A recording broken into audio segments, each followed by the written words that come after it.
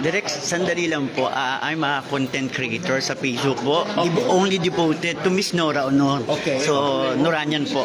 Ano po, message po sa mga kapwa ko Noranian?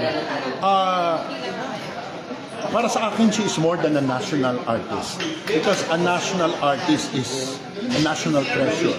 But for me, si Nora represents so much of Philippine culture. Salamat po. Mula sa pagkatao niya na iniba niya ang concept ng pagiging star sa pelikula. Sinira niya yung template ng mga mistisa. Opo. At pinairal niya ang tunay na kagandahan ng talento hanggang sa very end na yung mga iconic roles na hanggang ngayon Opo. ay kinoconsider pang eternal classics. I've always said it. I've said it once, I'll say it. There can never be another Nora Honor. Salamat po. Okay, thank you.